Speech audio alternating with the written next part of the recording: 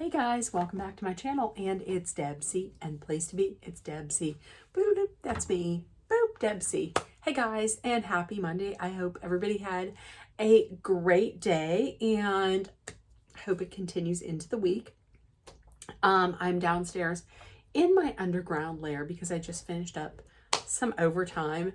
So it is Monday, so that means last night I watched Real Housewives of New Jersey. We're going to get right into the recap and the rant. Okay, so we started off with Melissa and Joe. Melissa and Joe, first of all, they start off talking about the bougie brunch. And Melissa brings up the fact that Danielle had said to Teresa and Jen Aiden that she had asked them, like, hey, did you set me up? And they were both like, yeah, obviously she did. Obviously they both set you up. They also talked about Jackie vibing with Teresa and Teresa and Jen, which Melissa was like, I thought I was going crazy because what? So meanwhile, across town, Teresa has Jackie over, and Jackie walks in and she's like, I'm so off camera. She's like, I am so happy to be friends with people who have my back. I just want to be friends with nice people. And you decide to be friends with Teresa and Jen. Listen, then she walks in. Teresa's like, I love a woman who stands in her power. I'm so proud of you. Honey, listen, here is the reason as to why they want to be friends with you. I agree with Melissa. They want you to be friends because of what you can do for them. It's like Joe says. Joe says, it's the whole thing of, what can you do for me lately? She's no longer friends with Marge. So they're going to recruit her to go to her side so they can pump her for information. That's the only reason why she's being friends with you. If you were still friends with Marge, they wouldn't be friends with you. They would find a reason to hate your guts like they did before. That's just it. They don't care about you. And then Jackie kissing Teresa's ass by being like, oh, I thought it was so hilarious when you called John Fuda a parking attendant. Listen, once again, who cares if he is a parking attendant? What is wrong with a parking attendant? I'm going to tell you what. A parking attendant would absolutely probably be more trustworthy than her current husband. Teresa's current husband is all I'm saying. Okay.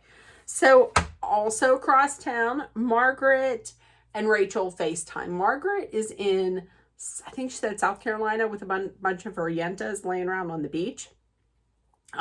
They were talking about the brunch and about Teresa.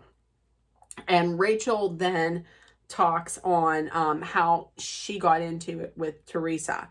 And Teresa, the reason why Rachel is so upset with this is that she's taking John's past mistake from when he was like a teenager, and she's using it, she's weaponizing that against John to make Louis look better. Okay, next up is Dolores and Paul. Listen, everybody is focusing on, I'm pretty sure everybody out there is focusing on Teresa and Louis and the Fudas. Me, myself, the thing that pissed me off the most in this was Dolores and Paul. So they go out to lunch. Paul and Dolores go out to lunch and they're talking, and she's like, what is taking so long for this divorce to be finalized? I mean, it was supposed to be finalized last year. And Paul's like, well, I'm still pulling stuff together. And he says it takes about 3 years to finalize a divorce. And he put in for the divorce 2 years ago. And she was like, maybe listen. And then he also said, who's to say that once I'm divorced, I'm automatically going to get down on a knee. Well, listen, it's because you gave that impression last year. I'm pretty sure you just about came out and said that you were going to be proposing. So don't get all like pissy, because he gets all pissy. You don't need to get all pissy. Honey, you're the one who said it. You said it last year that you wanted to lock that shit down. So Dolores went through this already with David. When he promised her this and he promised her that, and he never delivered. So what is she supposed to do? I'm actually kind of pissed at Dolores that she's letting this go on for so long. I don't care what anybody says if he's a nice guy or not. Honestly, his pissy attitude towards this whole thing, because she was like, I might have to rethink this situation if this continues. And then he got all pissy and was like, well, maybe you should tell me right now if you're going to rethink this situation. Are you getting pissy? Listen, the reason why I like Dolores so much, and Dolores is my favorite, is because Dolores doesn't take any shit. But Dolores has taken some shit on this. I need for her to stop. I need for her to be like, you're going to move this along, or this is not going to be a thing any longer, because I can't do this. And then later on, he's like, later on during a charity event, he's talking with the guys, and he's like, to me, creating a life together and having a life together means getting into business together. Me and Dolores are going to get into business and we're going to flip houses. Joe's like, off camera, Joe Gorga's like, I've known her since she was 5 years old. Dolores don't want to work. Dolores wants to drive around in a Rolls Royce or a Cadillac. She don't want to work. Listen. Do you want to get into business with Dolores now all of a sudden? Because you see that she's on a TV show. She's a well-known, she's known. And that's going to help your business? Is that what? I don't like that. I don't like that at all. Okay, so next, Danielle's getting ready for New York Fashion Week. Bougie Kids. I'm sorry, but Bougie Kids with a Z. They're gonna be walking in New York Fashion Week. She said Melissa's going to New York Fashion Week. She's been very supportive of her, which she has. Some of her friends and her grandmother, her godmother, Rose. And she had said she's not going to ask her father to go. And I understand that, just because New York Fashion Week is a huge thing. She's already nervous. And then if you add your father on there and worrying about that, I completely understand why she's not. So I had said something about the charity event. So Margaret has gotten some of her friends together. It was the Fudas, the Gorgas, and Dolores, and I think Paul was there too.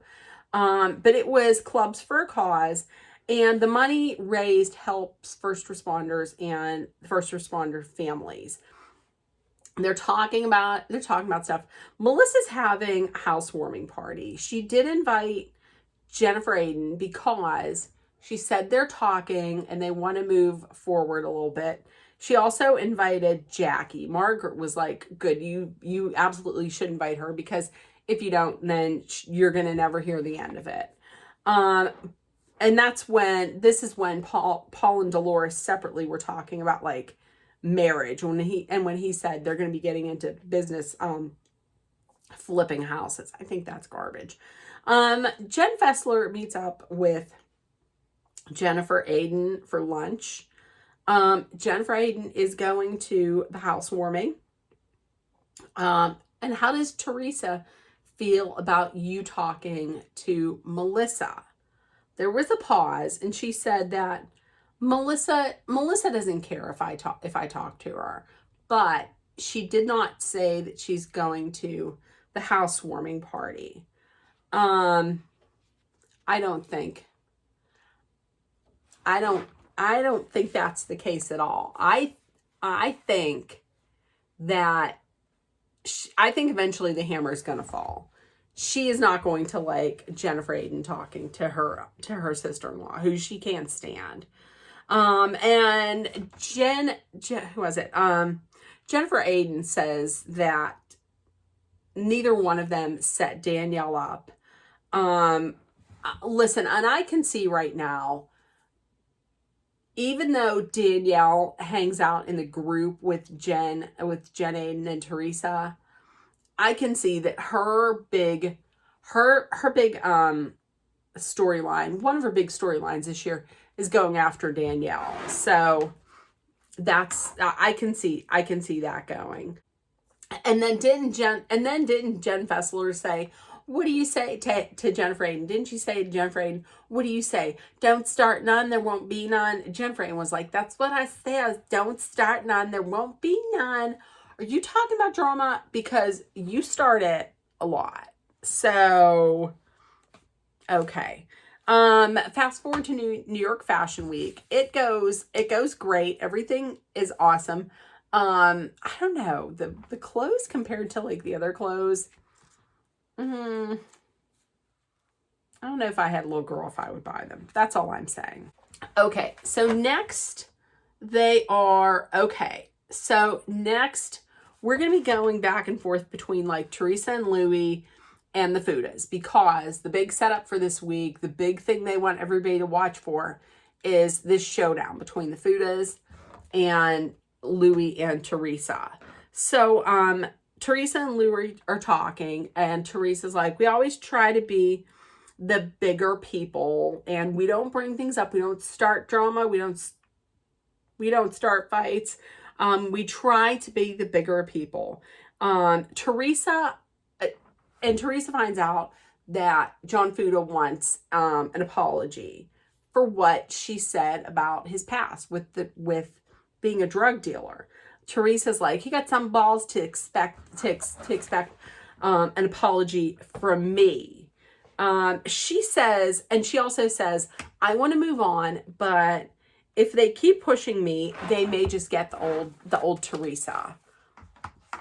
Listen, as much as she wants to be namaste bitches, I don't see it. The old Teresa is going to eventually come out.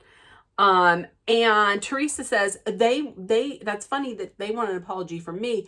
I expect an apology from them for putting that false narrative out there last year at the reunion that my husband, got an investigator to get dirt on all of them.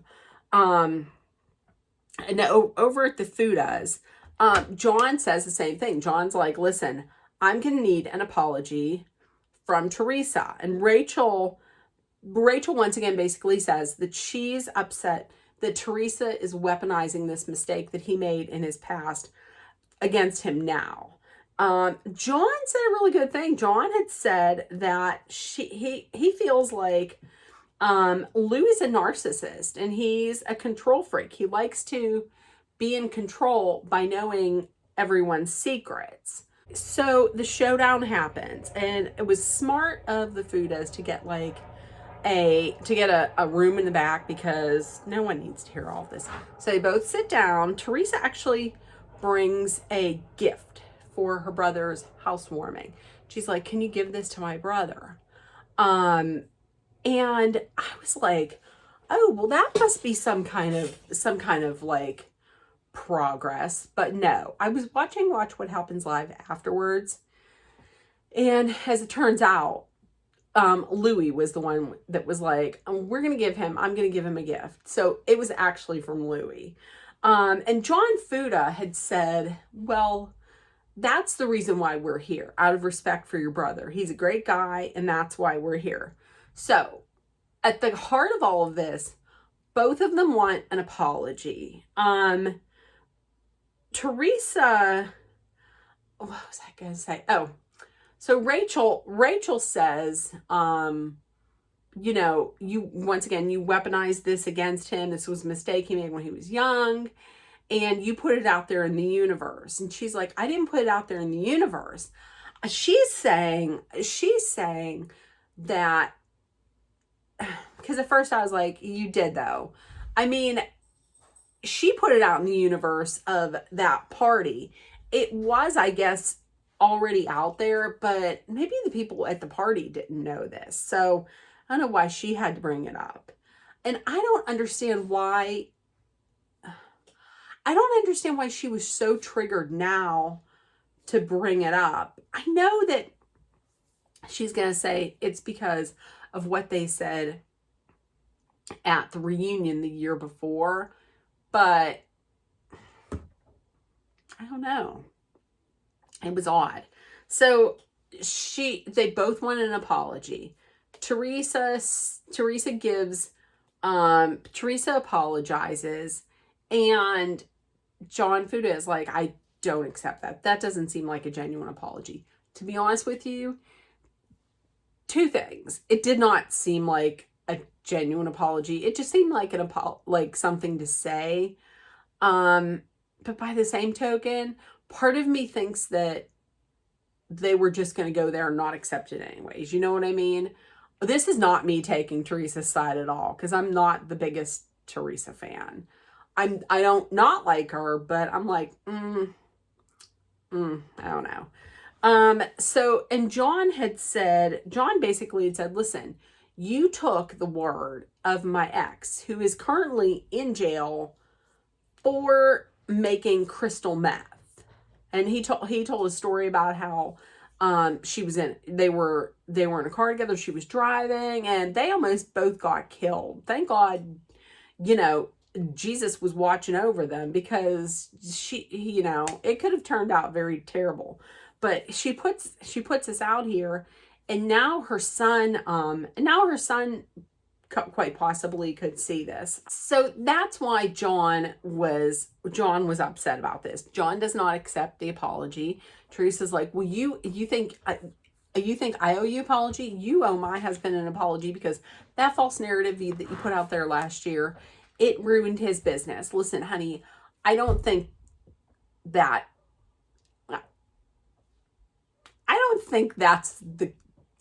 so. I just don't buy that. I feel like he can ruin his own business. I don't think he needs help. And the whole time he was sitting there watching them, there's something off about him. There's something real creepy and real, fraudy. He just, So neither one of them are getting the apology that they want. And John Fuda was like, that's it. We're done. We're done here. And of course, Teresa is like, John Fugazi, drug dealer. And John Fuda comes back saying, you're the poster child for mortgage fraud. And if I need my money laundered, I know who to call. And Teresa's like, well, you're in for a world of hurt. It's coming at you. I thought she didn't want to bring old Teresa out. So that was it. It was a little underwhelming. If I'm going to be honest, this whole season has been a little underwhelming. I did watch the reunion, and once Andy had asked Teresa, what do you think about the news that there's not going to be a reunion? And Teresa's like, I don't really have a problem with it. And Andy says, I know, because the finale is like the reunion. And Teresa says, right, because she says everything that she needs to say. They also talked, I think was it on the after show? Or it might have been on the after show. She did mention that she had filmed season 2 of House of Villains. She doesn't understand why she's being painted as a villain, but she had a great time. He asked her how she got along with New York. Now listen, I watched House of Villains last year until New York was voted out, and then I stopped watching. I'm sorry. New York made the whole thing for me. If she wasn't going to be on there, I wasn't going to watch it. So this year, I'll watch it. I'll watch it until, once again, I'll probably watch it until New York is voted out. If she's voted out, and then forget it. So there we go. That is this week's recap and rant on Real Housewives of New Jersey.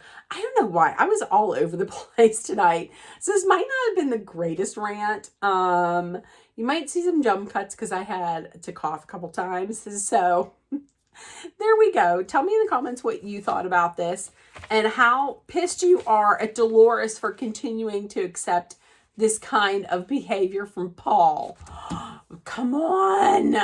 That's the one thing that is the one thing that is really bothering me this season. The one thing. Everything else I don't care about.